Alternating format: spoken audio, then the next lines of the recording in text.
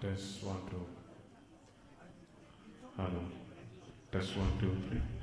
Hi, good evening, everyone. Welcome to the social event. I'll introduce myself later on when we start the event, but the event has to obviously be opened by the president of the Roche Alumni Association. So with you tonight, please welcome Mr. Andre Niederman.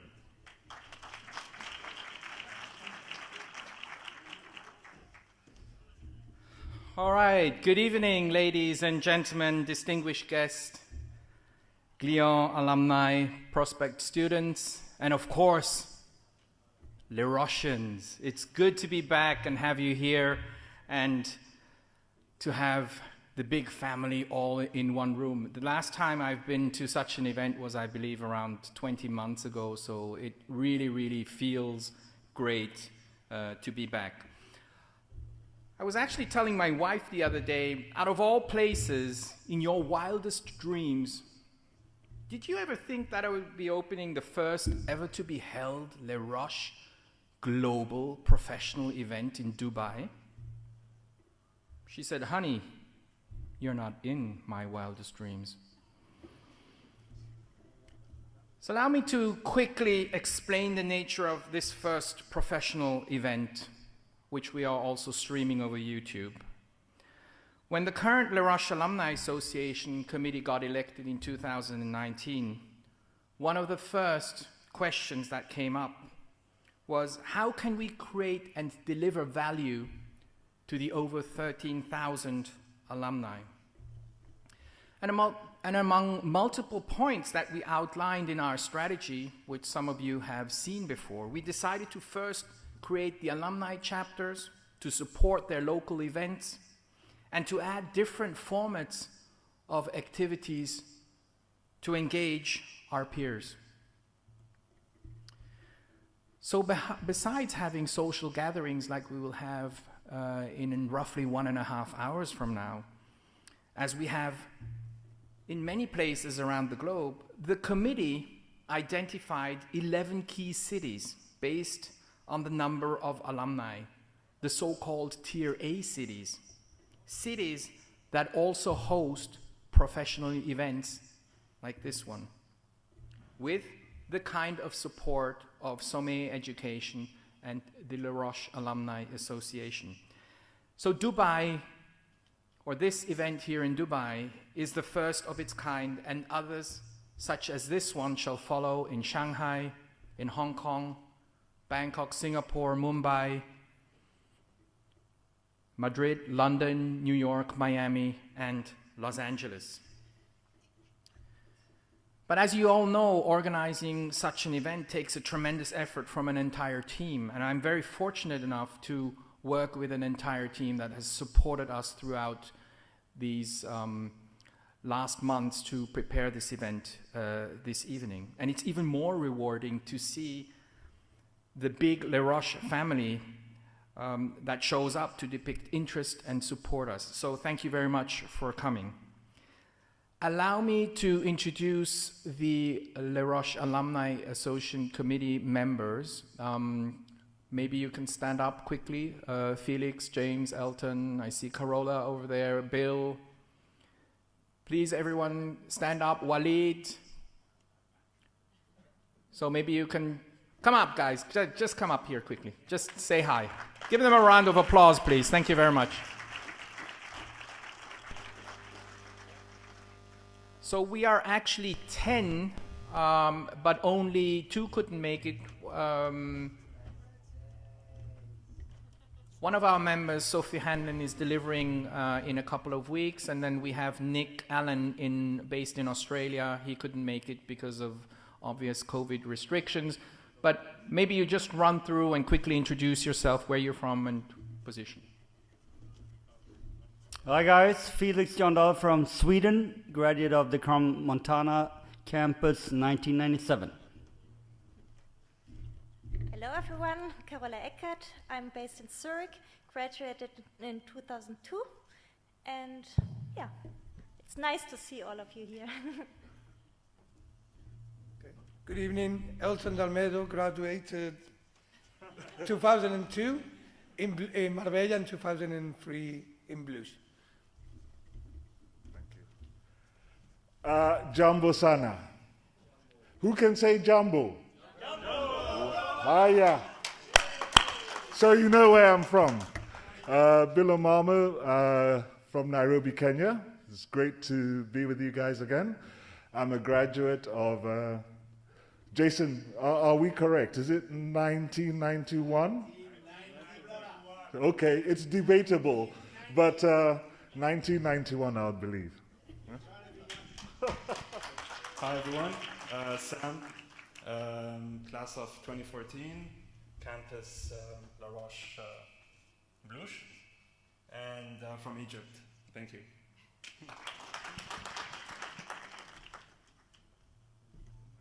Hello everybody, I'm Walid Aboudiwan.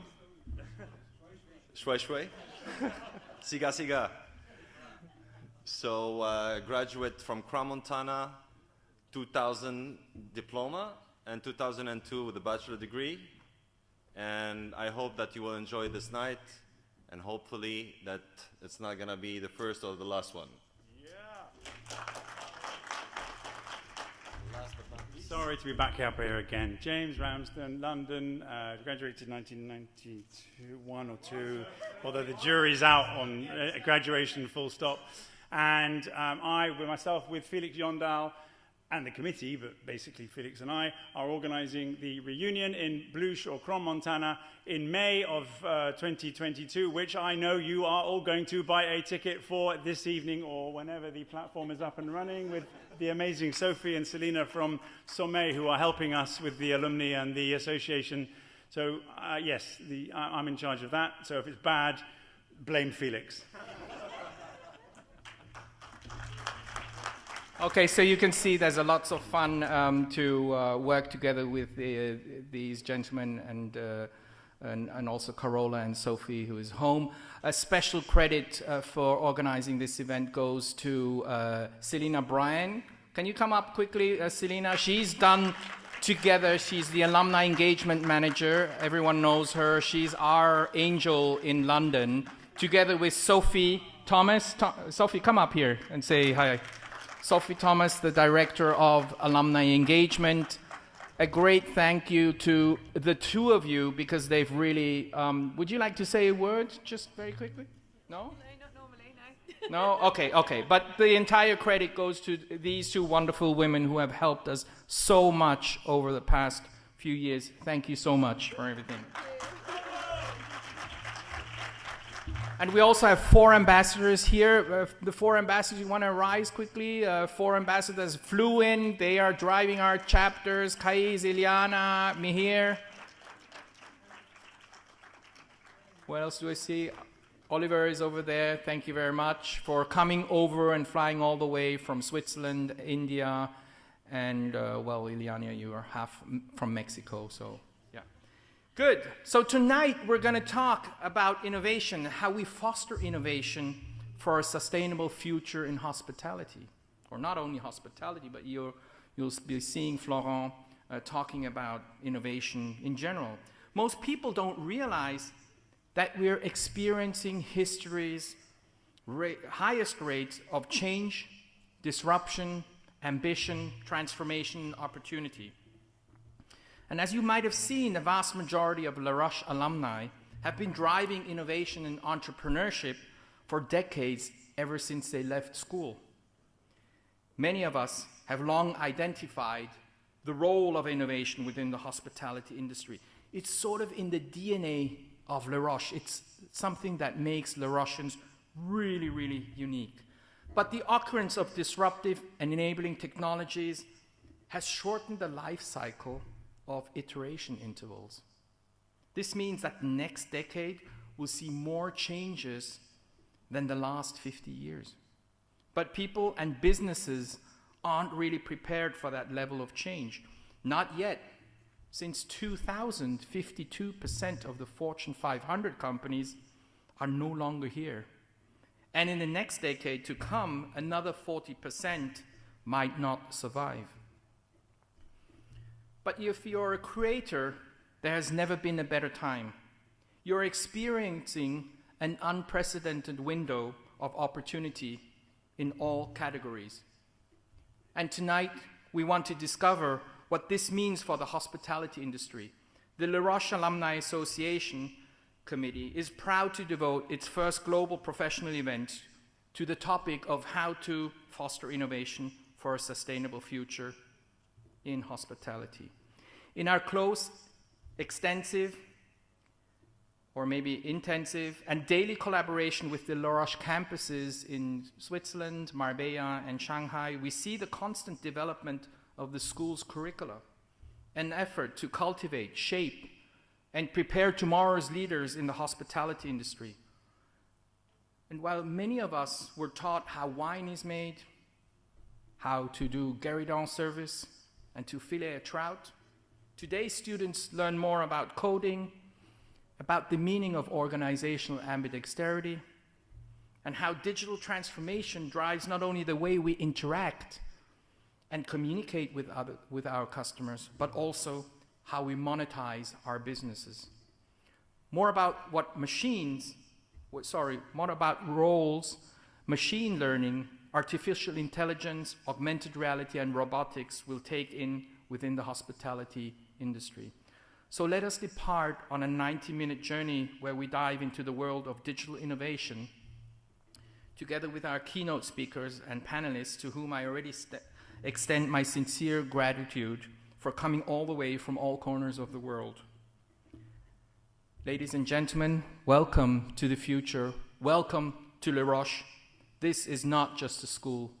You know the rest. Thank you very much.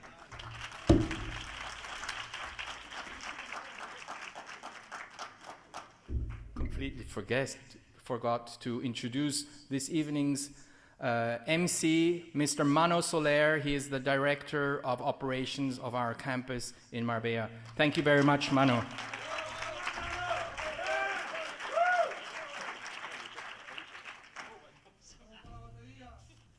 Hi, good evening, everyone. And Andre, thank you very much. As a Le Roche alumni, I signed up to come and enjoy the event, and they tricked me in being the MC.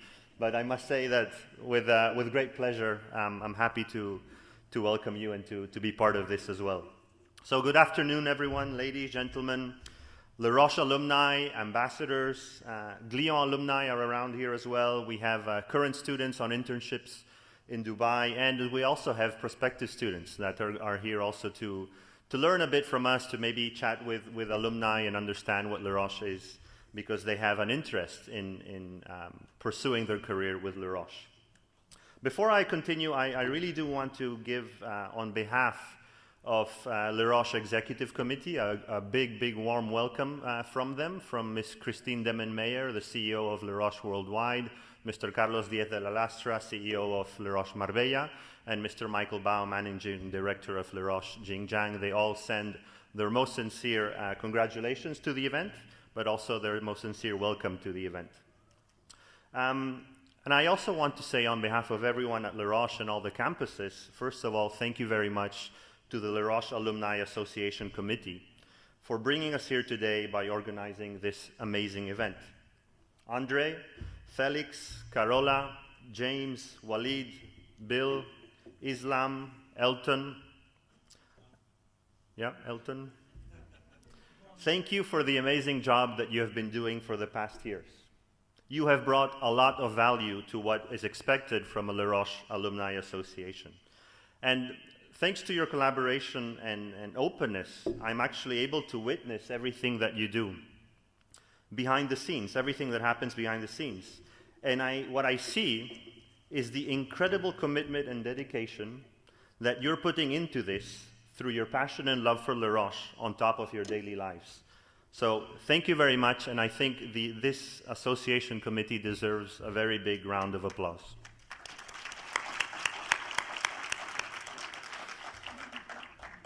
As well, thank you, and Andre mentioned this before, thank you to the alumni engagement team, Sophie and Selena, that were already up here. You're doing an incredible job, so a big thank you to both of you for your dedication.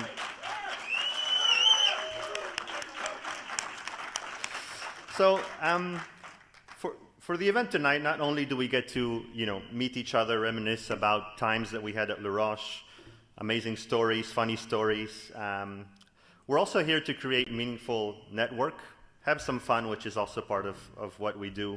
But we're also here today to have some insights on innovation and sustainability in a time of hospitality transformation.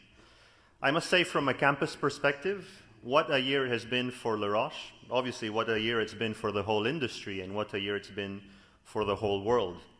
But I'm happy to say that everything Roche has been through has made us stronger. We were able to push through, be agile, flexible, innovate, and it's all thanks to the incredible support of the Roche entire community. We have grown. Today, Roche, due to everything that has happened, now has blended programs, blended hybrid programs, where we're incorporating online with our traditional and unique hands-on learning experience. We have BBA Connect, where students can do part of their program online and then finish on campus. High flex options, meaning that they can come to class, but if they're not feeling well, they can actually continue class from the rooms. In a time of uncertainty, Roche's unique values through empathy, humbleness, kindness, and support have prevailed. After all, it's not just a school. Andre said it before. It's a way of life. I'm happy also to say that our student numbers are steadily growing. Our community is growing, and Roche is gaining more and more reputation within the industry. We have created more programs in our portfolio, mainly to master programs. We have master degrees from MBAs to master in marketing for luxury tourism, strategy and digital transformation.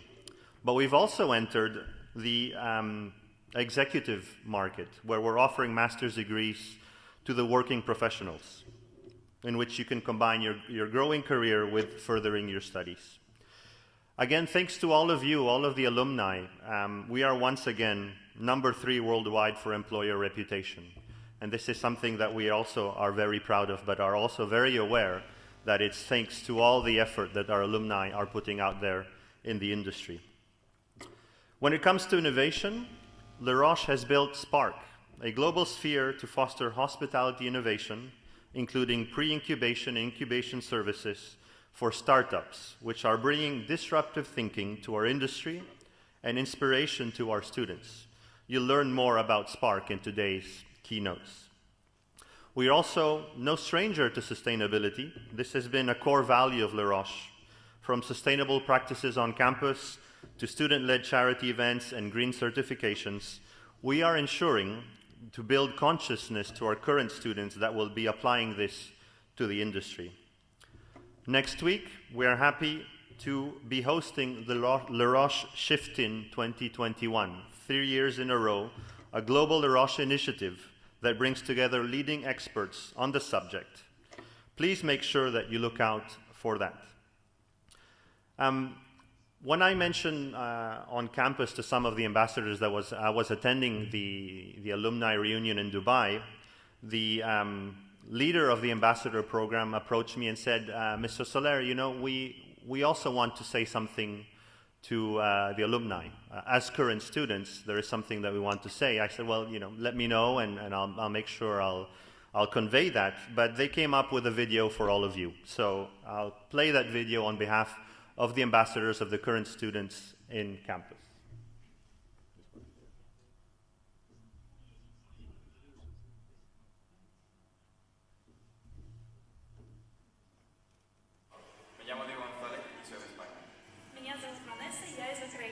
Meu nome é João e sou de Portugal. Meu nome é Vivi Singh, मैं India से हूँ. Mi chiamo Letizia e sono spagnola e italiana. Je m'appelle Thomas Gourbert et je suis français. My name is Christine Eric and I'm from the United States of America. 我叫黄子俊，来自中国. Hallo, mein Name ist Maler Mark und ich komme aus Deutschland. Με λένε Χριστίνα και είμαι από την Ελλάδα. La hostelería para mí son experiencias. Τα общение. C'est le plaisir de faire plaisir. Friendliness. 是梦想，完成。 Το πάθος να κάνουν τους άλλους να χαμογελούν. The Roche way of life is inclusive. Para mí es inigualable. L'excellence. Come sorprendente in ogni modo. इन्हें मैं कहूँगा कि एक बहुत खूबसूरत तरीका बेइंतहा मोहब्बत के साथ 这是我追逐梦想的前途。 Είναι η συνεργασία με τους καλύτερους. Tem-me ajudado a fazer mais atividades. Mostra se dá a criar neurosis.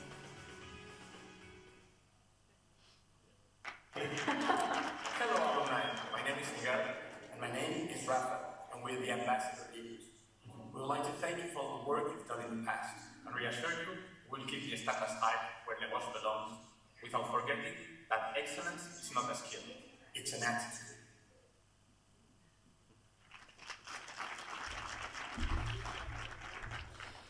So thank you to our students. Okay, so before I continue, and I think it's also of interest for everyone, the social event afterwards, right? So that's taking place right after this. We can have drinks outside here. It's where you're going to be redeeming the drink tickets that have been given to you. And we can also go outside to the ellipse. Is that right? Okay, so the event is taking place both here and outside as soon as we finish this. Okay? So let's get into our keynote. Obviously, with the COP26 as a backdrop to today's current events, we will now hear from our keynotes and panelists on how this is affecting the hospitality industry, mainly from a leadership perspective and the role of innovation in facing the challenges ahead. I'll introduce our keynotes today. So first up, I have Ms. Susana Garrido, Digitally and General Education Program Manager, Senior Lecturer in Marketing and Director of Spark at Le Roche Marbella. Susana, please. Thank you, Susana. And we also have Mr. Florent Varane, Spark Global Program Manager, leading innovation and digital transformation programs at Sommet Education. Florent? I don't know if you need this. No. Okay. All yours. Thank you. Hi. It's really good to see you. What a beautiful assembly. This is real. We are not behind a screen. Yeah, this is live. This is Dubai. I'm Florent Varane. I'm working as Digital Transformation Manager for Sommet Group. And I'm working for now 2 years with Susana and Pablo to develop Spark Innovation Sphere by Les Roches. So I will present you what's going on campus, what fresh air is blowing in Marbella and what fresh air is blowing in Crans-Montana, and how we bring different people, students, institutions, technology partners to bring the future of hospitality. But first, I will let the floor to Susana. Thank you. Good evening, everyone. Let me pull out my notes. I have a lot of stuff that I want to talk to you about. All right, so first of all, I just wanted to welcome you to the event and also to thank you for inviting me. It's a pleasure to be here. I think this is the third time that I come to Dubai, and it's becoming, it's sort of becoming like a home, like a second home. And I'm going to tell you why. The thing is, I see so many familiar faces, and people say that home is where the heart is, and it is, but it's also where you go out in the street and you bump into a lot of people that you know. And this is what happens in Dubai, no? So this is what we do. So we create a family outside of the family, and yeah, coming here is like being home. So I'm really happy. And then if we look at the title, this session today, we have here fostering innovation for a sustainable future, and what a responsibility, no, to talk about innovation, to talk about the future, and to talk about how to actually make it happen, how to build it, and how to continue it, right? So to start with, let me tell you a story. The story is about this Scottish man who lived in the 1800s. And you can imagine that how the world was back in the day, back in the 1800s. So he had this idea. He was very interested in theology. He was very interested in science. And he decided that he wanted to go and preach in Africa. Well, actually, his first idea was to preach in China, but war broke out at that time, and he didn't cancel his plans, but he changed them, and he moved them to another area, and he decided to go to Africa. So imagine what was it like to travel around that huge continent all the way from Scotland back in that time, 1800s. Think of it. to move around, to travel to different corners, to talk to people, to face different cultures, and to find yourself in an environment that was so different that every day you were learning something new. Can you picture that? I'll take the silence as a yes. Okay, so the thing is, this person you have all heard about. This person, every time that he was met by somebody in every corner of the continent, he was told this sentence that I'm sure that you have heard before. He was greeted by Dr. Livingstone, I presume. Have you heard of this? So it was David Livingstone.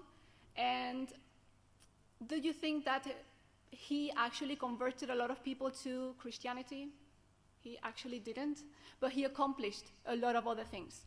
So through his diaries and through all of the things that he lived through and that he kept notes of, it opened the door to trade, it opened the door to, of course, some negative and some positive things, but he definitely opened the door. So in a way, he was this crazy person who had a dream in mind, who had a vision, and he decided to go for it. It didn't matter how hard it was or how strange it seemed, he went for it. And even though he didn't accomplish what he wanted in the first place, but he accomplished many things, and his legacy stays. His legacy is still with us. We still remember this, okay? Let me tell you a second story. Now this is the time for bedtime stories. So second story, this is a little bit more recent. You've heard about this person as well. This person, as a kid, I would say as a kid, but maybe as a teenager, he started one of the most popular companies in the world from his parents' garage. This could be like a quiz. Yeah, we're talking about Steve Jobs. And, I don't know if you have heard, if you have read the biography, but the biography is absolutely fascinating. And the reason why this is fascinating is there was a point when he was thrown out his own company. So imagine building something from the ground up, from nothing, and at some point being thrown out of it, being told you're not needed anymore, just get out the door, right? Really hard. But still continued, still kept on, went back, and we all know him by now, right? And all of these things that he brought, they're still here. So if we ask anybody on the street what is the most disruptive or what's the company that is changing, many people was going to mention Apple, okay? And like I said, you might like the person or not, but again, he left also a legacy behind him. And speaking of liking, let's go into the third story. And the third story, I'm just going to tell you directly the name, and the name is Elon Musk, that you have all heard about. If we run a poll right now in the audience, I'm sure that probably 50% of you are going to say, absolutely brilliant, and the other 50% are going to say, he's an idiot, right?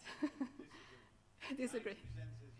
Yeah, 90%. Maybe the percentages change, yeah, definitely. But he either creates this, we really love him, or we really hate him. But again, he has developed so many different companies, and he has, again, this crazy idea, he would just go for it. Okay, so why am I bringing up these three different stories? But they're different, but they show a pattern, and this is the important thing when we talk about innovation, and this is the moral of the story is actually the pattern that you can see throughout. And like these three people that I chose, just because you probably knew about them, I could have chosen another 50, another 100 of people who actually made a huge difference and, again, left a legacy behind them. The pattern here, as I hope that you have identified, is that they had a vision in mind. They had an idea of what they wanted to accomplish, and they went for it, and they found the way to do it. And even though they found obstacles on the way, they found that maybe things were not the way that they were supposed to or that they were expecting, but they still went on. And even though they might not have accomplished exactly what they wanted, they accomplished something that was very positive because we have heard about it, okay? So it's all about this sustainable future. It's all about building a legacy, leaving something. It's not out of selfishness. It's not out of, I want to be remembered, but it's about leaving something behind. And more important than that is in hospitality, because this is what we live off, right? So building a legacy, having a vision, and all of these three people, they were considered crazy somehow, okay? So I don't think that right now they would be considered crazy. Maybe at that time when they were developing all of these new ideas, probably, but right now, after everything happened, they are not considered crazy. They're considered visionaries, or they're considered like disruptive, whatever we want to call it, whatever the trend of the day is, but they're definitely not crazy. Will there be more people like this? For sure. Maybe some of them are here in the room. Maybe some of them will go to the school, or they're still in school right now, okay? But will there be people like this? Yes, most definitely, okay? Think also of the place where we are. We are in Dubai.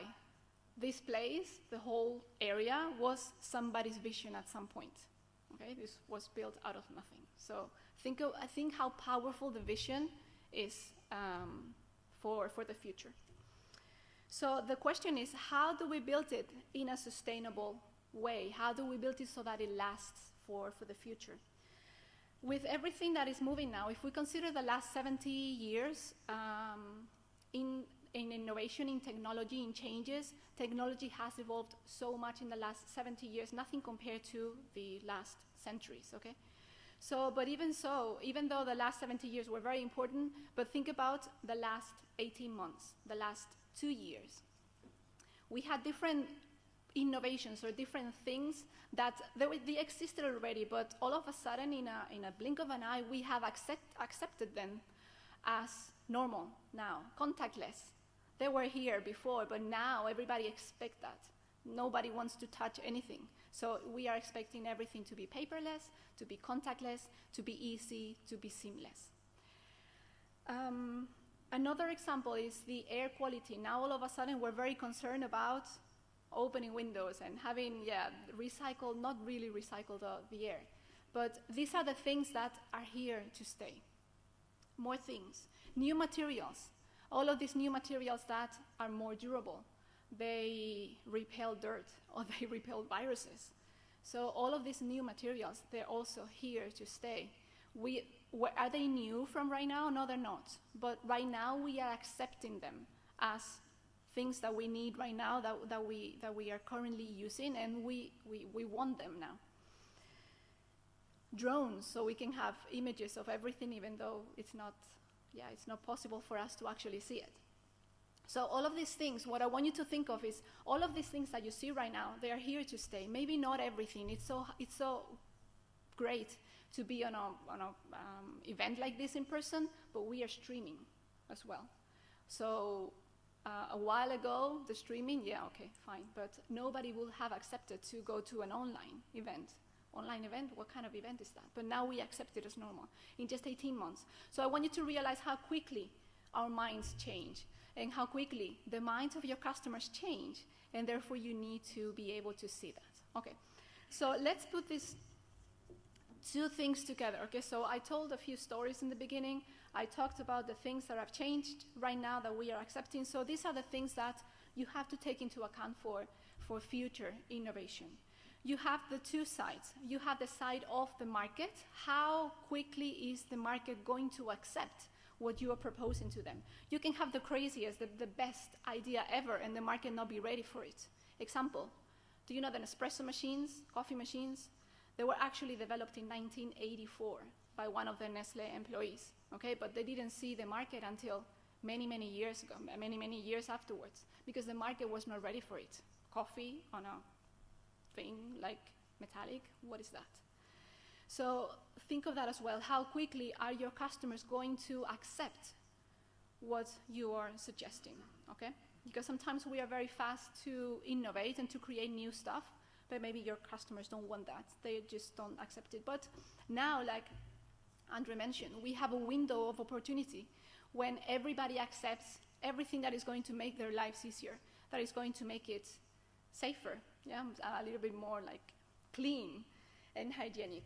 So like I said, we have the side of the market, try to understand how quickly your market is going to accept that, what are the things that they're going to keep using, but also look at, remember the 3 stories, look at the people who create this innovation, who create these changes. So I'm sure in your teams, the teams that you manage, you have people like this, okay? Can you, because sometimes we think about innovators and we think about entrepreneurs, and there is all this current now, this trend that says that you have to quit your job in order to become an entrepreneur. Who says you cannot be an entrepreneur in the company you're working for? Okay, you can also be an entrepreneur in the company you're working for. Corporate and entrepreneurship does not go one against the other, okay? So in your teams, identify those people, foster those people, encourage those people to think. The crazy people that you see, that you have crazy ideas, maybe they're not that crazy, okay? Listen to them. Be open to hear crazy ideas. The crazy people is the people who change the world. So, as a little conclusion, it's not really about the things that we create, it's about the mindset. What creates changes is not the technology, what creates progress is not the technology itself, it's not the machines, it's not the physical thing, but it's the people, the mindset. If you don't have the mindset of creating something new, you're never going to create something new. If you don't have the mindset of listening to something new, you're never going to accept anything new. So it's all about the mindset of being a little bit crazy, being a little bit bold, and trying different things. And also, be observant. One of the conceptions or misconceptions that we have about innovation is that it has to be something completely new. No, it doesn't. There are so many types of innovation. There are so many types of ways to change things. You can actually just change the process in which you do something that it's innovating. You're also innovating by changing the way you do something.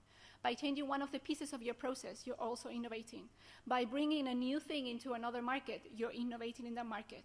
So you have to be observant of what is going on, not only in your market, not only in your client, but have a look at what is happening in other industries.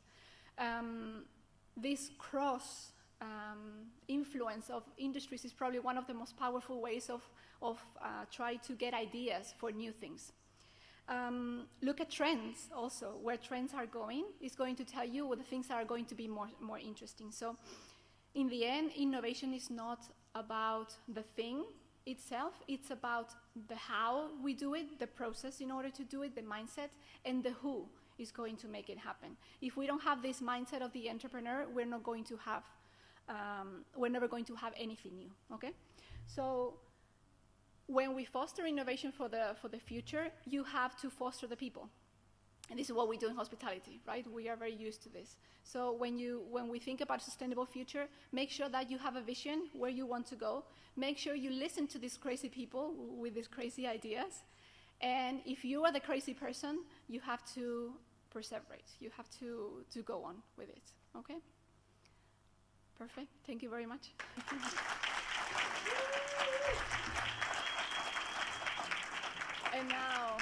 And now Florent is going to, oh, of course, yeah. Well, I don't know. Do we have time for questions? Yeah, Islam, I think you've got a mic. Okay. I don't need a mic. Yeah, sounds good. But a very, very loud voice. And I think it's inspiring what you say, but how are you going to incorporate NFTs into the hotel industry?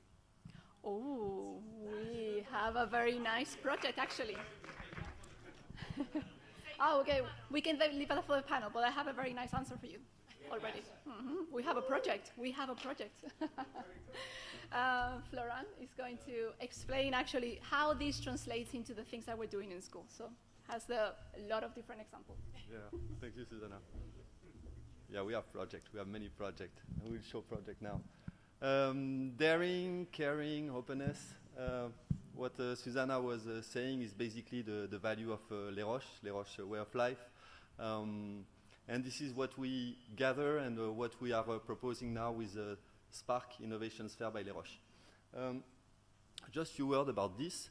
So those value of innovation, of creation, as I said, always have existed in Le Roche campus. But there was a decision and a will 2 years ago to create something to really sustain the student and to gather different people to create the future of hospitality. So that was a good idea. And then 2 months after, we had a little thing that we call the pandemic. So the pandemic allows us for education to move faster in 20 months than in 20 years, moving in online education. But to create a network and to create a link between people, it has been a tough journey. But with Susanna, with Pablo, with the whole team behind, that's what we did. And when we say when there's a will, there's a way, that's what we did, and what I'm glad to present you today. So just before starting, we have a small word from our friend Pablo from. We have a little word from our friend Pablo, who couldn't join, and he wanted to say hello.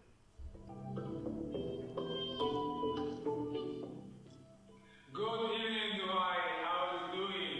Susanna, I give you a great Elon Musk, very special character. He made a revolution in 3 industries. So, hello, Dubai. I would love to be with you today. I supposed to be with you today, but before to buy my ticket, I checked my passport and it was expired. So, that's telling me clearly that human beings are excellent and we need to have humans in our operations in hospitality, but in terms of memory, not very good. So, big data and artificial intelligence can help a lot in that. And what did I do? I contacted Massawa in Switzerland and they tried to convince him that I supposed to be today in Dubai, so flying to Dubai, and it was very complicated, and so telling me that blockchain can solve a lot of these problems. So I hope that you are having a very nice evening, and you're discussing topics of hospitality, innovation, you're having drinks and very nice food. Oh, who is here? Felix, how are you? Perfect. Say hello to Dubai. Felix is the president of Spa Society, who is the innovation club of Roche for the students. How are you? What are you doing here? I just came by to grab one of the VR glasses. We still have a team session at the Research and Development Center. Okay, cool. I want to know more about this session and what you're doing with the VR. Okay, thank you very much. And look, who is here? Hello, Felix. Hey, hello. Hi, Dubai. How's everything going? Jose Luis, one of the 3 winners of the UNWTO and Summit Education Competition for startups. His startup is Roche, very recommended. And what are you doing here today? Well, I just came out to pick up a new drone from DJI, and now I have a meeting with my mentor in the incubation center.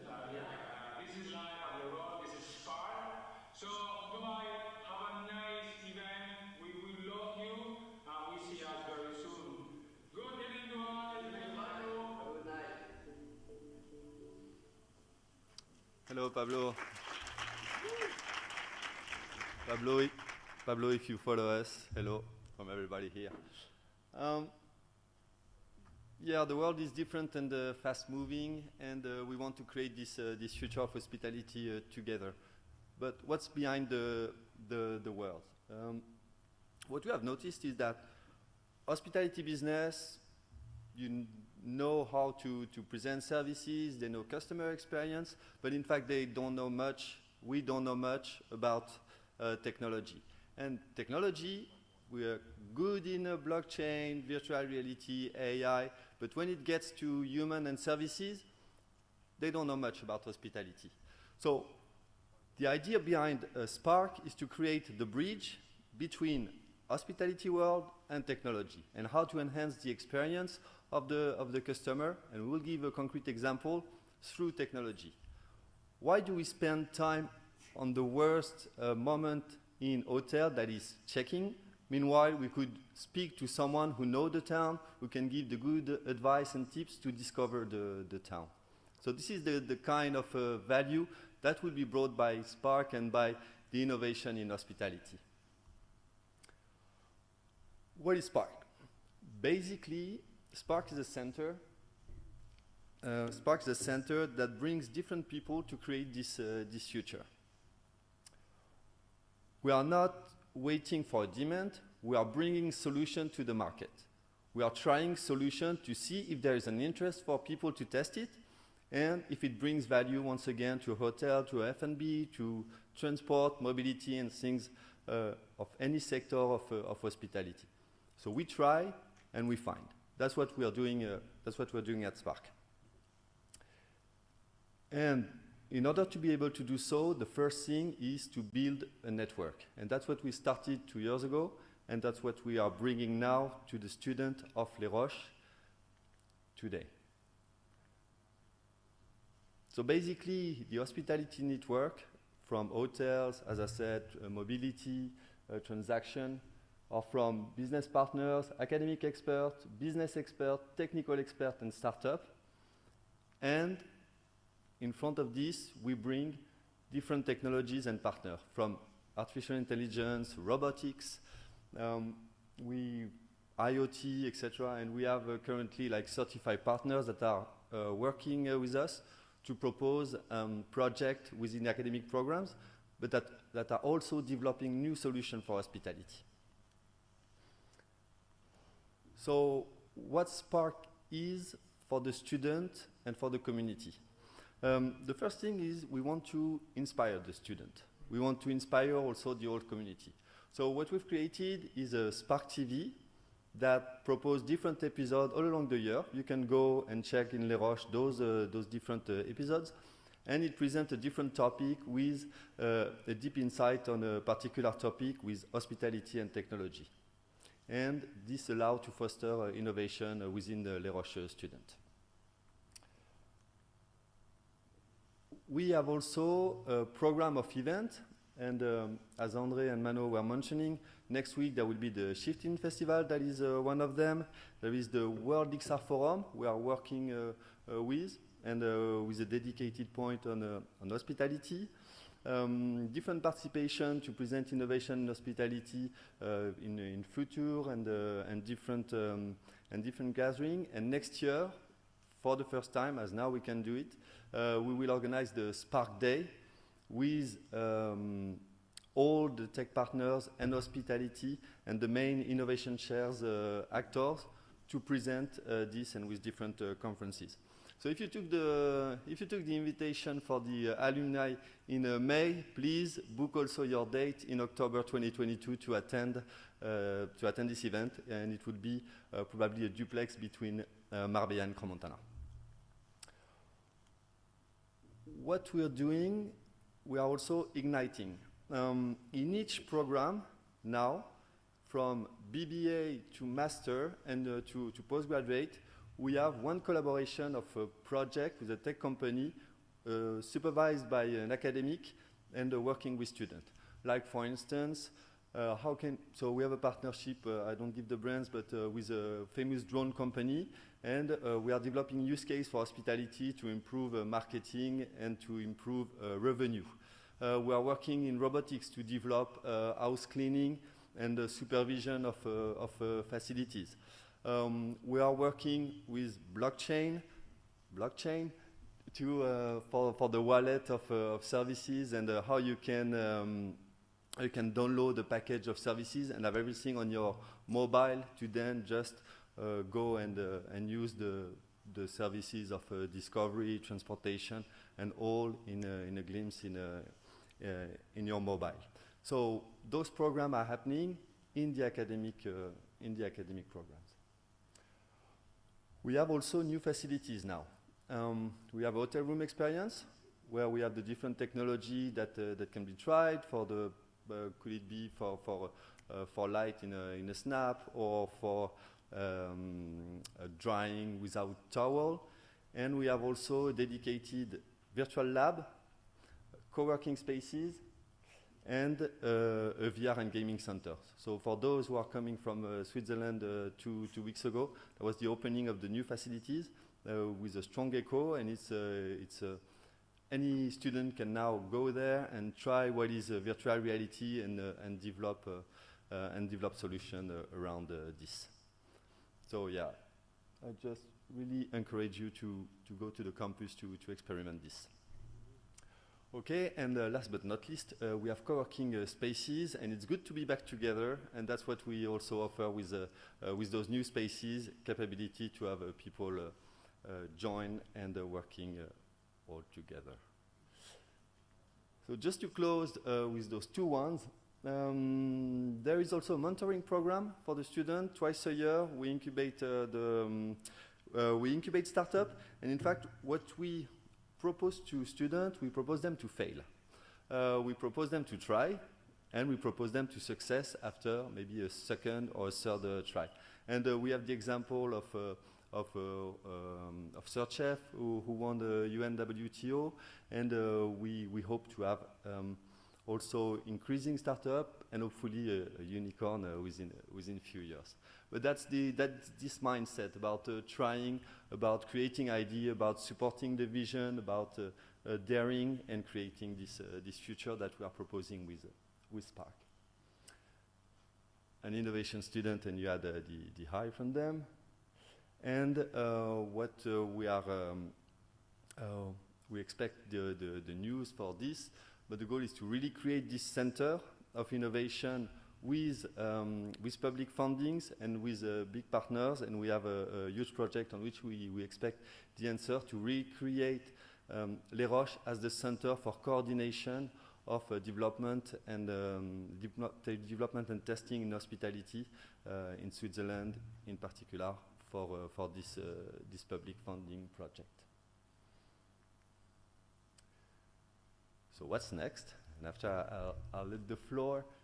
We are building for next year a business angel fund to really support all the students and the alumni that are incubated in the startup. So to really encourage and support them in delivering their solution, in testing their solution.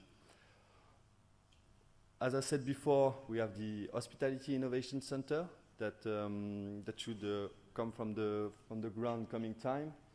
And we are to sign with major corporate company for them to address challenges and to go through the programs and through solutions dedicated for their problematics. So that's what is Spark, and let me show you what we did 2 years ago and that we deliver now. It's passion that gets you up in the morning. Passion that carries you through the toughest challenges and the longest days. At Les Roches, we have been putting passion into hospitality since 1954. And today, that passion still drives us to take hospitality to the next level. Introducing Spark, our initiative to help drive hospitality into the future and create a community of innovators right here on our campuses. The path towards our goal is clear. We're transforming our campuses into an ecosystem that encourages creation and innovation. There'll be places where ideas grow and innovators are born.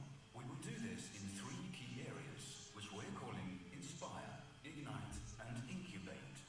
We're embracing technology and giving it a home on campus. Our students will be able to interact with breakthrough products in hospitality and take part in new advancements for the hotel industry. And with our collaborating partners, we're building dedicated spaces on campus where we can showcase cutting-edge products, concepts, and tech releases. Innovation fuels the fire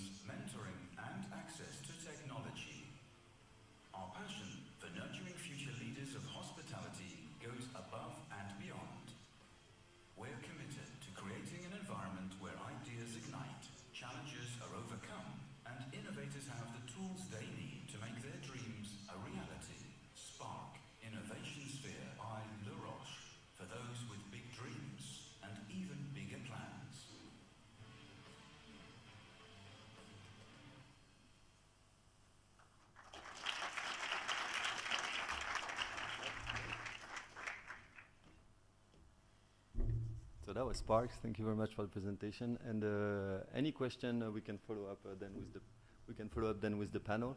And yeah, and just a big thank to Susanna and Pablo and the team behind for creating this for 2 years and delivering this today. Thank you.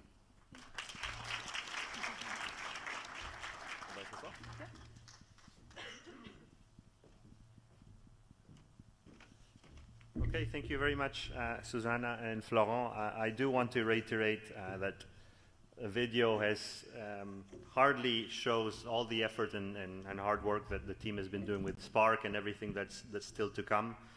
Look forward in the social media, so you have Spark TV as well, where we're going to be speaking about innovation in different chapters. So it's definitely a big milestone for La Roche in that sense. Okay, so we're going to go into our panel discussion. Obviously, in the panel we have Susanna and Florent who will be joining us. But to further get into the subject, it's also nice to have a panel with alumni from La Roche. So joining Susanna and Florent on stage, first of all, somebody with a passion for startups, and I'm guessing 1 or 2 interesting stories while working with Gordon Ramsay. She's the F&B project and concept development manager at the First Group, a Dubai-based integrated global property developer with 18 hotels in Dubai. Please welcome Crans-Montana alumni Elena Akopians. Please have a seat, Elena. Thank you very much. Next, somebody with food and beverage running through his veins and blood at an early age thanks to his family business. He is currently the director of F&B design and development, luxury brands for Marriott International, Europe, Middle East, and Africa. Graduated from both La Roche and Crans-Montana. Please welcome Marc Ledesma.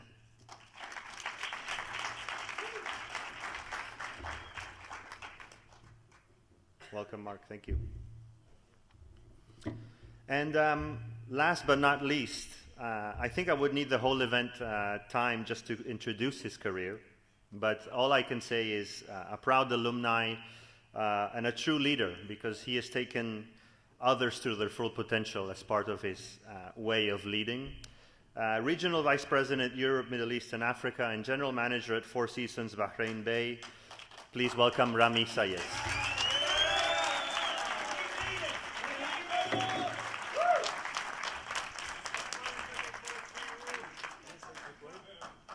A quick word from Mr. Rami Sayed. Sorry, good evening, everyone. Sorry, 2 minutes. This wasn't planned, but I was really inspired by a few things I have seen and heard for the last couple of hours, mainly that espresso story by Susanna, which shows how long things sometimes take to mature. And the story is about the La Roche alumni. And I just want to give credit to the people who have organized this event. I know how difficult it is. And what the story is that we actually started the La Roche alumni in Dubai back in 1993. Most of you were not even born. And I know that very few were here. I think Ravi was here. And at the time, it was just a few of us. The alumni was 23 people, 43, see, Alzheimer. And I remember writing to Mr. Clivag, God bless his soul. He was the founder and the owner of the school. Send them a fax. You know what a fax is? There was no email, there was no WhatsApp. Introducing the idea. And he liked it. He replied with the fax. Actually, recently, while moving from Beirut to Bahrain after the explosion, I came across an old file titled La Roche Alumni 1993. And in that file, there was a press release about our first event that happened here in Dubai at the then Royal Abjar Hotel, which was really the flagship hotel in the country. And there was a picture of the alumni, and also there was a fax from myself to Mr. Cliva and a reply from him. So my fax to him was introducing the idea and saying that for us to do that, we need some support because we need to buy stationery, letterhead and all of that. He replied, go ahead and send me the bill. So it cost us 200 Swiss franc at the time. We sent the bill, we're still waiting for the money. So I just wanted to, no, but the reason I mentioned that, because looking where we are today with what you guys have done, it's really impressive. And it's reassuring to see that people are so determined to organize such an event, which is not easy. And I know Walid was extremely active, as well as others, you know, on the email, you know, and like Mano, I was tricked into, initially he said, are you joining? I said, yes. Then he said, okay, then you're gonna be a speaker. I said, you know, if it's about the future, let the younger ones talk. You know, and if there's something, any value that we can add, we'd be happy to do. But what I really wanted to say, the importance of this event is timely, because today, after COVID, we are all struggling to find talent. So networking is key for the future. I mean, for sure, what we're going to talk about is important, but the most important is really finding the right talent. And I can tell you, at Four Seasons, the highest number of students we hire currently are from Les Roches and Lyon, and I'm very proud to say that. So congratulations to the committee. I want to say thank you for all your hard work, and you should be very proud of what you've done. Thank you. Thank you very much. Can you hear me? Does this work? Hello? Hello? It's mic number 9. Hello? Test. Yep. Okay. Yeah. Works pretty good. Well, thank you very much, everyone. Thank you, Rami, for your kind words and putting the Alumni Association in perspective, no? Because it's also, you know, the achievement that they've managed to gain. I think everyone here, we're obviously going to talk a bit about current events and everything that we've been speaking, but I think also people here also want to know a bit about what Le Roche was for all of you, no? So I'd maybe start with that, you know, in what year did you graduate, and what does Le Roche, what has Le Roche brought you in your life? Whoever wants to start, we need to share the mics.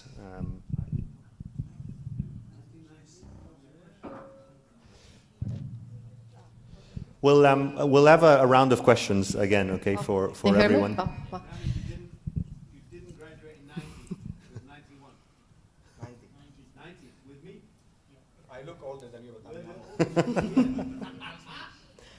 Go ahead. Good evening, everyone. So for me, Le Roche was very interesting experience, because my first education was, I had a master's degree in geophysics.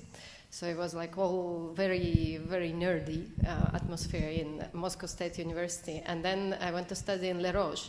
And I was like, what? I was studying wines. I was studying cocktails. This is amazing. I was just, I couldn't calm myself down every single day. So it was such a breath of fresh air and like completely different perspective to studying. So great memories. Thank you. Mark, maybe, yeah? Okay, thank you. Hello, everybody. Nice to meet you. So the Roche, I happened to do 2 of them, Marbella and Crans-Montana, 2003, 2006.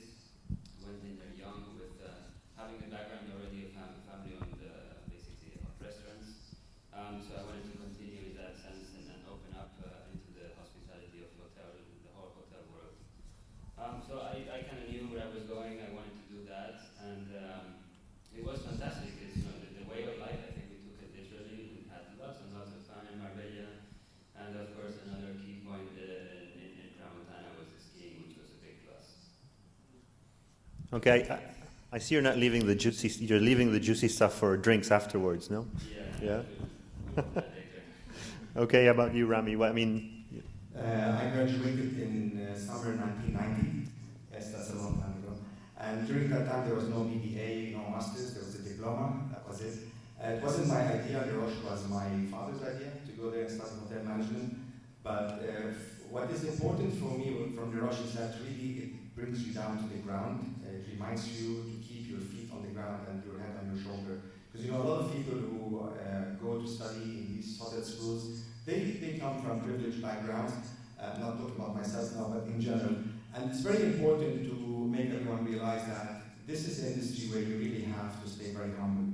And I'm very pleased to say that Le Roche has become, in the family, almost like a tradition now. So my nephew graduated from Le Roche as well 5 years ago. He's now with Rosewood in the US. And my son is currently in second year at Le Roche in Bruges. Actually, by coincidence, living in the same room where me and Kamal were roommates. Thank you. That's incredible, amazing. It's true that we're seeing, you know, younger generations that we're. Oh, sorry, can you hear me? That we're seeing. You can use this. Maybe. That we're seeing that students are actually children of alumni. So it doesn't make us old, it makes us more interesting. That's it. My wife's. Okay, perfect. Again, since we're in a round of introduction, and obviously Florent and Susanna are not alumni, not yet. There's always possibilities. As you know, we have executive masters where you can also do. But in that sense, I'll ask you, Susanna, what does Le Roche bring to you, or what inspires you to be at Le Roche day to day? For me, it's the community. It's the people, no? The international background, I think, is one of the most amazing things, one of the most amazing experience. I've worked in hospitality before joining Le Roche, so I really enjoy the industry, but I've never studied in a school like this. I just learned while working, and for me, I wish that I was younger and that I could be a student in Le Roche. No? So it's the difference you see also in the students from BBA1, from very, very young, until the moment when they graduate. Even the graduate students, and you see the differences, is the people, is the feeling and the environment that makes a huge difference, the warmth and the family feeling that we create. Yeah. Thank you, Susanna. And for you, Florent, I mean, you obviously see both campuses, and you're also working for Sommet Education. What inspires you in your day-to-day? The main thing, I think, is the mix of culture. Like so many nationality, people are coming from all over the world, and they arrive and they start at the same point. And whatever you're coming from, whatever family, whatever surroundings, you're at the same place, doing the same thing, starting with a practice of service and also management finance. So that's what really makes the cohesion and this famous way of life that every alumni here is talking about. So that's what you can feel on campuses.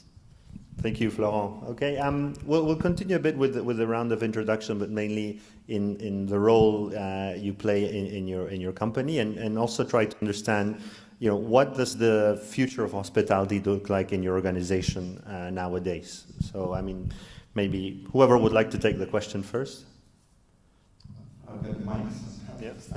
So I'm currently with Four Seasons Hotels and Resorts for the past 16 years. I'm regional vice president and general manager based in Bahrain and overseeing several hotels within Europe, Middle East, and Africa. Sorry, you wanted to know the future of what does hospitality look like in the future? So, or do you want to talk about what hospitality looks like now?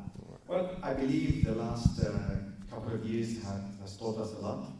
And when I look today at the topic, when we talk about innovation, I think we should always go back to the basic. I go back, 50 plus years ago when Four Seasons first introduced shampoo into bathrooms. That was considered innovation. And then, years later, when we decided to change, a few things, again, basic things, whether adding in-room dining, menu, that was innovation. So I think moving to the future, nothing is going to change when it comes to the human touch. Because no matter, again, whatever all the things that we're going to hear earlier from Spark and Ignite, which is all exciting, and all the apps that we use, you need a human person at the other side. So I believe that's the one thing that would never go, or should never go away, is that human touch. And I'll just give one small example, is for example, the app that we have at Four Seasons, the chat. You don't want to feel that you're talking to a robot. You want to feel that you're talking to a person at the other side. So I think the future is definitely going to evolve. It's going to change. But one thing that we should always, fight for is that human touch. I completely agree. Yes, thank you. Yes. Sure, yes. Would you mind asking the question with the microphone that Islam will bring you? He was always a troublemaker since 1987. 87 I started being a problem, and here I am now, still a problem. My question relates to what Rami just said, the human touch. So you just presented Spark and how Le Roche is changing in technology, and it's all going to go forward with technology and whatever, and I just heard from James that now we don't do any longer 6 months of service with proper service, human interaction, silver service, proper, I've not been back to La Roche since the last reunion I went to, I don't know how long ago that was. But what I'm feeling here is that the school is changing direction to technology rather than the human interaction. You know, the whole concept of hospitality is a waiter that's able to turn up at the table and have that human interaction. If all they get educated on is technology and how we're going to integrate technology into the hospitality business, we're going to lose that. Okay, sorry, it's absolutely... The question is the school still going to maintain 6 months of kitchen, 6 months of service, and then add technology on top? Absolutely. We have changed the way we operate effectively. Now, if many of you have done the diploma, we do BBA1 service, and then BBA2 was kitchen. No? And what we've done basically is just compress kitchen and service in an operational semester. So first-year students do kitchen, do service, do housekeeping, do rooms division, and do some theory as well in their first BBA, because the intention is for them to get really prepared for their operational internship when they go out on their second semester. But coming back to what you were saying in terms of technology and what we're doing in school, we are definitely not moving out the human touch, and very much in line with what Rami was just mentioning. The essence of Le Roche is about people, it's about spirit, it's about interaction. So students are still gaining all that knowledge with everything we do. What is important to differentiate in terms of how we use technology or how we're implementing technology with Spark, it's actually not replacing the human touch, but actually giving tools to our students to better understand their clients and be more efficient in the way they deliver the human touch. So we're not saying students have to create code and students need to know how to create an app, but they need to be tech savvy in order to understand what their issue is in hospitality towards their guests, and what is the best supplier or provider or service out there to be able to deliver that human touch. So we are making sure that we protect that, and our curriculum is definitely part of that. And just to give you another example, we obviously had to go into online education during the pandemic, and we found ways to be able to interact with our students while they were online. And we saw that it worked, but it is not something that we will maintain, because it is definitely not what Le Roche is about. Yeah, and on that, I wanted to add something, and also to give an example. The human interaction is always going to be there, but we are selecting which human interaction we want. Example that I'm going to give you is, do you prefer to check in for your flight on a desk, or do you prefer to do it online? So there are certain interactions that we are going to prefer to do maybe with technology, but the important ones are still going to be human. So we need a bit of both, a combination of both. We just need to select very carefully what is the important interaction that we want, and maybe the easy or the transactional. Maybe we don't want we don't need the human to be there. We actually prefer to do it faster. I get that 100%. But for me, it's not about the reception checking in a hotel. It's more about the restaurant experience. No, of course. Restaurant. In the F&B side. Mm-hmm. And in that sense, and sorry, because I know that we're a bit, they're telling me that we're a bit restrained in time, but absolutely in that sense, I think we have two incredible experts mainly on F&B services, and I think I would love to hear from Elena and from Mark in terms of what they think in that sense of how technology and human touch is part. Okay. Go ahead, Mark. Thank you. So we'll answer the question here, or your question? I think it's either way. We'll try and do both. Yeah. All right. So yeah, I think the beginning of the question on your side was, what we do in our roles. So I'm with Marriott International. I look after food and beverage design and development for Middle East and Africa across all of Marriott brands, luxury and select. So I think, where are we going in the future? Where is the company going? Where is the food and beverage? Where's technology, the human touch? I think it's really an integration of all of the above, in the sense that we could really look at where our customers are, what are they looking for, is it checking in online or not, and being able to provide those services to those that want it and those that don't. We'll continue to have those human interactions, I believe. I think in the future, I think we're at a critical point where we need to, or we are looking to assess, which technologies we need to be part of and which we don't have to be, and how do we integrate those with our existing systems systems, how do we retrain, how do we move forward, and how we become also more sustainable at the end of the day. I think sustainability is a key point. I don't think it's coming later on in discussion, but that is a key component. I think all international hospitality companies are really moving towards, and it's something that we need to take notice of. Thank you, Mark. And Elena, if...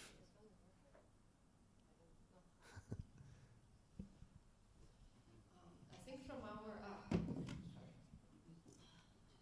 first of all, I'm working for the first group and I'm in charge of concept and project development for all of our upcoming new restaurants.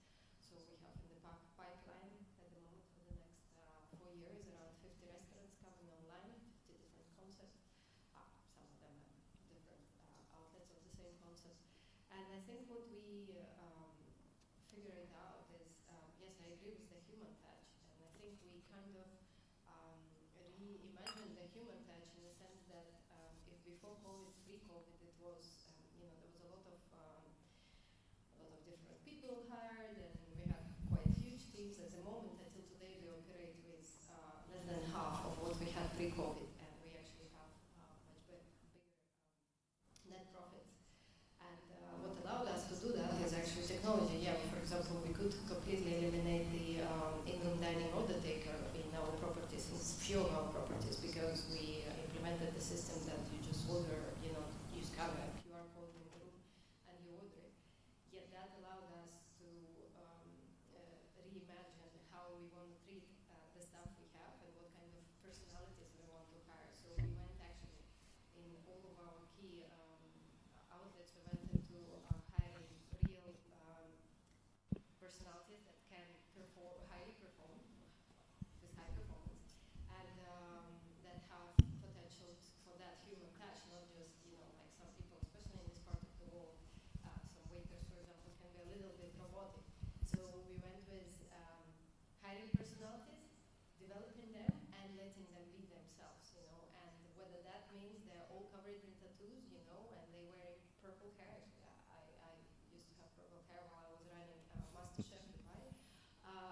Whether they want to, express themselves in some other way, we allow them to do that, and that allows us to keep them motivated and to keep them staying with us, to keep them loyal.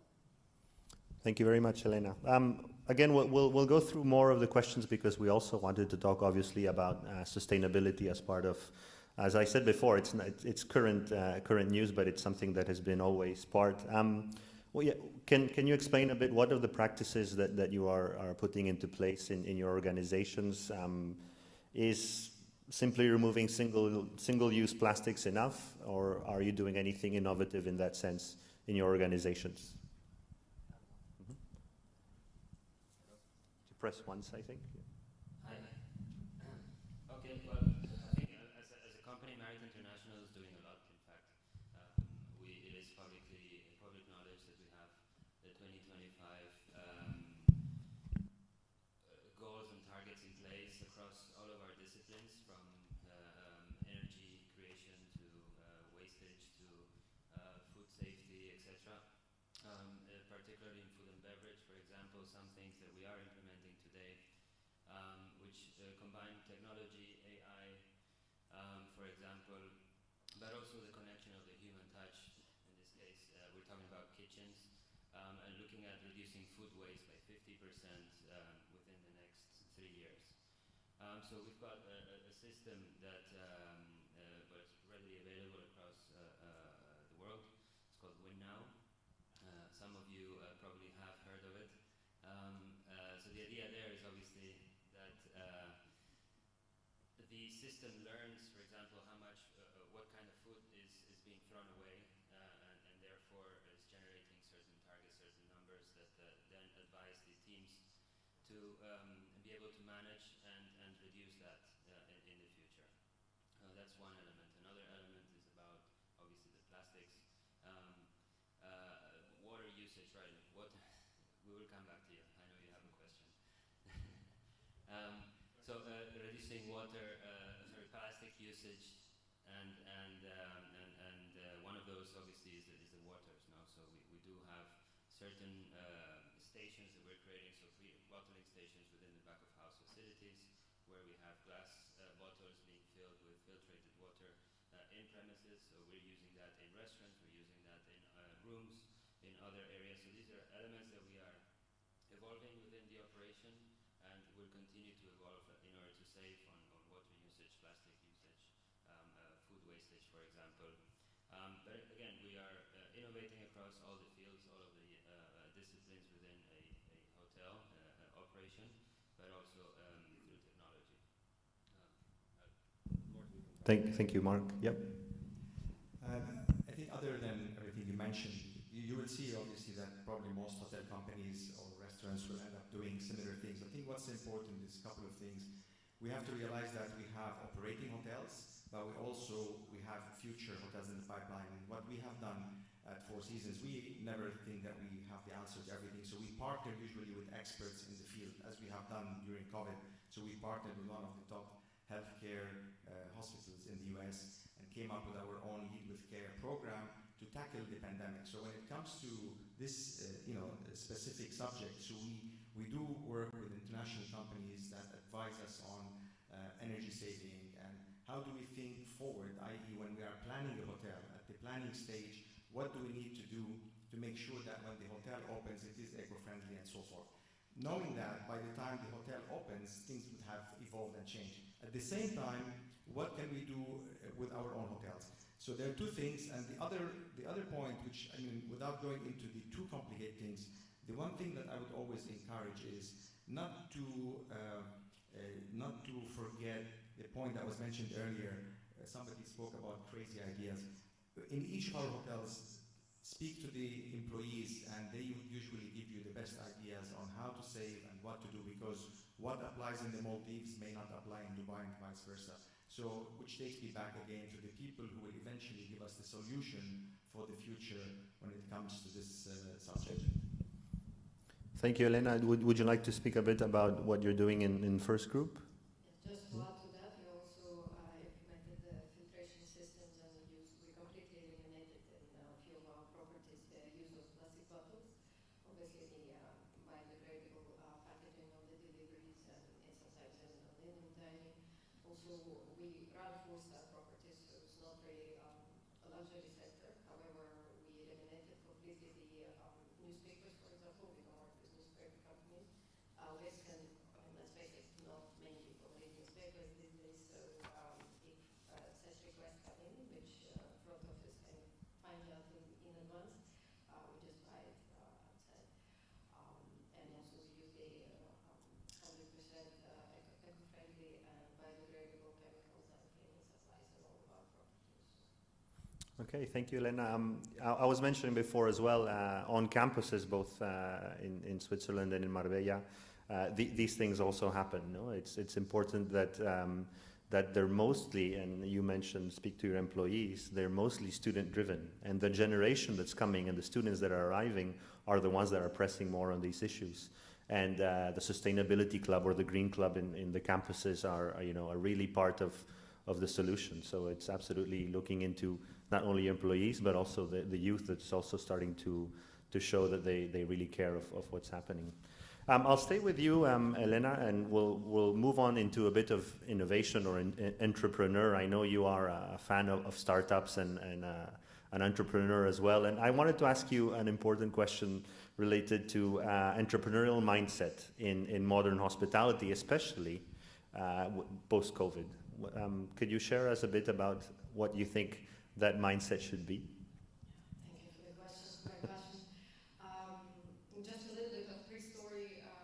In 2012, I was always in hospitality. Obviously, 2007 I graduated from the Roche. 2011 I kind of felt like, okay, enough hospitality. I want to discover the world. So I went on a 3.5 years journey where I had my own restaurant consultancies here in UAE. I worked for e-commerce platforms. I even worked at some point for real estate and web development agencies. And obviously throughout all this different experiences, I learned a lot. I wore many different hats. And then coming back to hospitality, because the passion was there, I kind of realized that I was one of those team members that can quickly catch up with everything. You know, we talk about marketing. I know maybe I'm not a marketing manager, I'm not a digital marketing manager, nothing, but I understand a lot about marketing and how we present food and how we create that emotional connection, for example, for the customers. We talked about finance, and I know a lot about finance because obviously I run my own startup, etc., etc. And I started speaking to our management who actually, especially when COVID hit, you know, we didn't have any more free flowing money to go and, let's say, and hire a videographer or photographer, yet our content still had to go. And then we turned around to our teams and we looked into, okay, who can edit the video, you know, or who at least wants to learn how to, I don't know, shoot stories and what's new, you know, how to use TikTok and whatnot, you know. And it's not about the platform really, because, you know, if 2 years ago you could shoot a story or shoot a video and post it on Snapchat, the same set of skills will be implemented to TikTok, and the same set of skills will be implemented to Instagram Reels. So all these platforms might change, but eventually the skill set stays.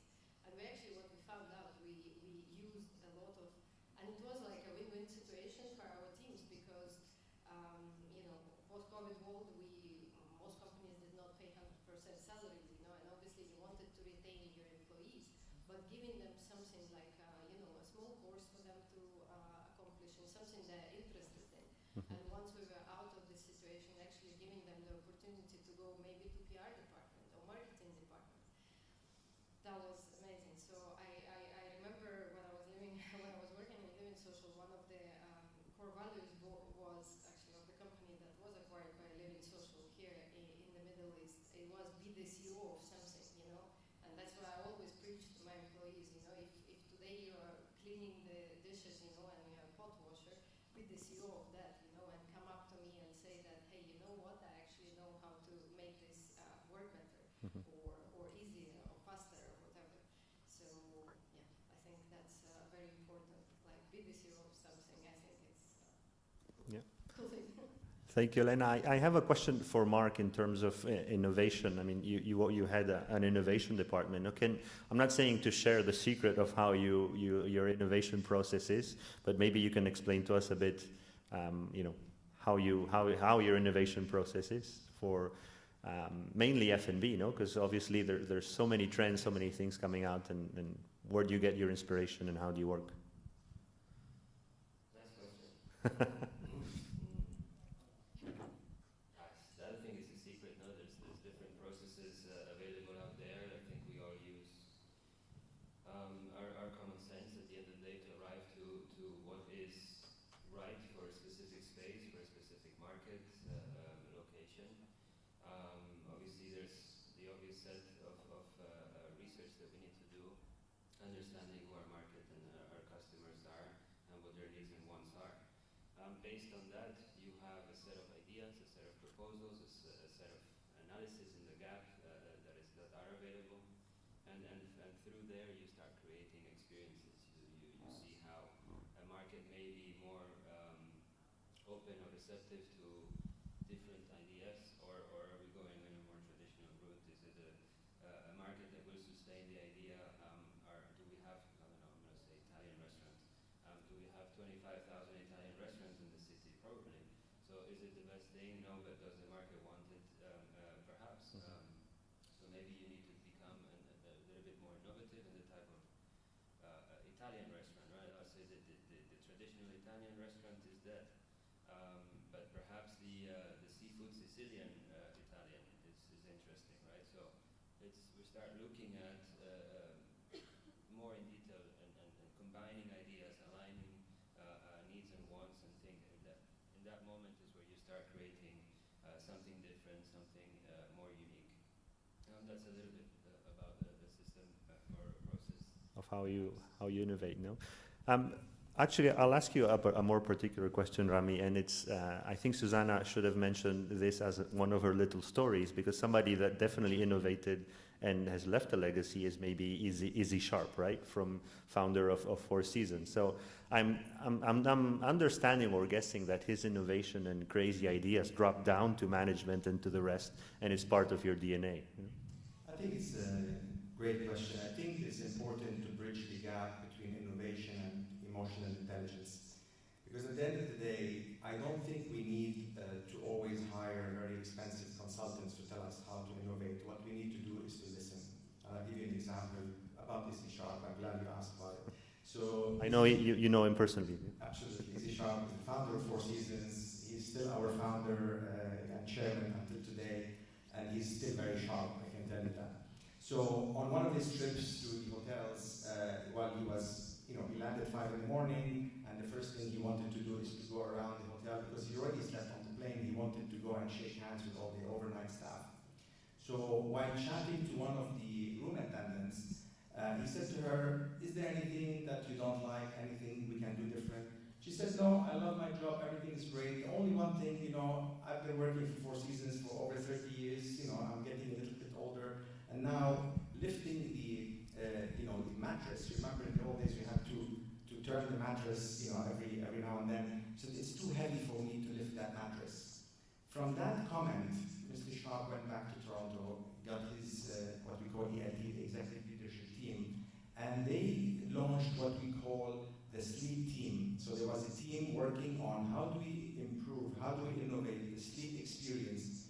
First, to make it easier for the staff not to carry that heavy mattress. Second, to give the option. It evolved from one small comment that came from an employee who spoke to the founder to creating a team of 12 people. I happened to be one of the people who was asked to be on that team. I was at the time based in Bangkok. And when I said to my wife, "I'm flying to New York to attend this 4-day with this sleep team," she didn't like the idea. She said, "What do you mean sleep team in New York?" Anyway, and I can tell you that from that moment, it took us about 18 months, and then we developed now the new mattress that actually has 3 toppers, so we no longer have to lift or turn the mattress. We just change the topper, whether it's soft, medium, or hard. So this is how Mr. Sharp has built this culture based on people, listening to them, and hopefully evolving and innovating through people. Thank you. Great story. We are definitely running out of time, and I'm sure you have a lot of great stories, and I think they're even better told over a glass of wine. But before we do, I'd like to open the floor to the alumni and to the crowd if anybody has any questions for our panel. Aside from Jason. No, just kidding. But actually, Jason, you did have a question regarding NFC, and I think Susanna had a good answer to that, right? NFT, sorry. It was the question for the MC. Yes, in Montana they're developing a project as well that he's going to explain. But for example, in Marbella, one of the things that we presented as part of the context in Spark this summer, we signed up a partnership with an NFT artist. And he presented his new collection in campus. And the idea is that these pieces of art would be staying, it could be like a permanent collection, maybe in hotels, it could be like a changing hotels collection, and with the possibility of the guests to actually purchase the art. So, like we said, it's about the innovation, it's about the technology, but it's also about still the experience and the beauty and the fact that you are staying in the same room with this piece of art and you can actually just purchase. It's a combination of both that actually makes a difference. And that's amazing. But that's about art and NFTs. What's important to embrace is NFTs in business. And we're all hyped up about art and music and all this within the NFT circle. But that is only the beginning of NFT. An NFT, we're all going to learn from the art transactions and the music transactions and how people get their money from art and music and whatever. But when we take NFTs into the real world of business, I don't think it's necessary, but anyway. It's for the streaming crowd. Sorry. When we take it into the world of business, which is going to happen in the next 2-3 years, and we go from, I have a piece of art and I can sell it and make money from it, or I can make a JPEG and sell that for $400,000. But then let's take NFTs into the real world and be in the hotel industry. How will we embrace NFTs in the hotel industry? It's a smart contract. The deal, you know, today we book a booking online on bookings.com, or I call you up and I say I want a room, or I call Rami and I get a room, whatever. He's the main man, by the way. I'm always embarrassed when I write to him and go, oh, dude, I've got some friends coming into town. In the future, that'll be NFTs, right? The way that transactions will take place will be NFTs. And I think it's important for the industry to learn from what's happening now, embrace it, and in my world, Roche should be the ones who are at the forefront of how will we use NFTs to make the hotel industry go forward in an easier way with smarter contracts. And that's the question. You know, the art world, I'm all in there. I've done that. I'm creating a platform for the gaming industry. That's a different game. But how are you in the hotel industry going to take it on board? We're actually doing that. And it's a difficult question, by the way. Yeah, well, Dave has an answer. Florian actually explained it, but he's going to explain it again. So my answer is I don't know. And that I can accept. Yeah, so what we are doing, and we are back in fact to the point of we are not discovering technology for technology, we are using technology for experience. And I think after 2 years of pandemic, and we are so happy to be here together, we are using technology to be back together. We talk a lot about experience, and when I go to a hotel, I don't go to sleep to a hotel. What I would like to do tomorrow is when I go to a hotel, I automatically know that I have 1 hour chat with someone on a topic I'm interested in. I know I can play tennis with someone available, and we have the court that is booked, and then after other activity. So the NFT tomorrow, from my perspective, and we are searching and working with company on what could be this future. For me, the NFT would be when I go to a hotel website, they recognize my appetence for some activity, and they propose me this package. And I can choose just in 5 minutes exactly my activities. I can log it, and I have everything on my phone. And I just don't even have to pay, I just validate, and then when I arrive, I do all those activities. So I think this NFT will be this property that shows that this is me, this is my activities, and I can go through that. You will tell me maybe it's already the QR code, but I think it will go further with the NFT, with more information, anonymous information, but that can use with the GDPR compliance, but still have some custom services up to what I expect. So that's what we are discovering, and I hope it's going to be I agree with you. And I think actually I made a mistake in mentioning NFT, because it's not about NFTs, it's about the blockchain. And I think the key relevance in the hotel industry is acceptance of blockchain, the ability to accept cryptocurrencies as a payment format for the hotels. So when I go online and I book my hotel, that I can pay with a minuscule Ethereum or a little bit of a Bitcoin or whatever it may be. But it's about the hotel industry accepting and embracing the fact that the world is going non-cash, non-credit card, crypto-based. And you may call me crazy, but I think in 5 years' time, there will be no cash payments, no credit card payments. It will all be crypto-based.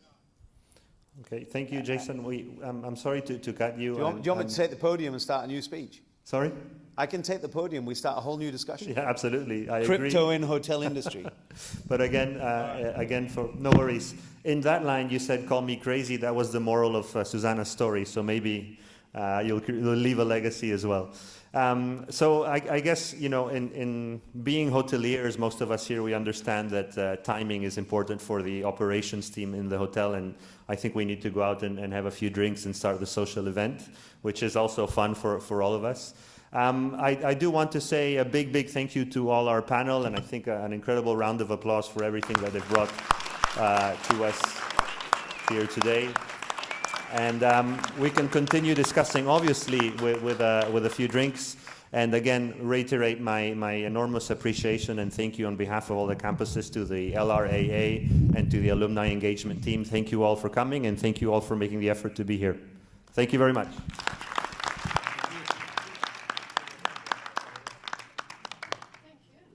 you. Oh, Sorry about that. there's going to be food served outside. You can now use your drinks tokens at the bar as well. So have a lovely evening. Thank you.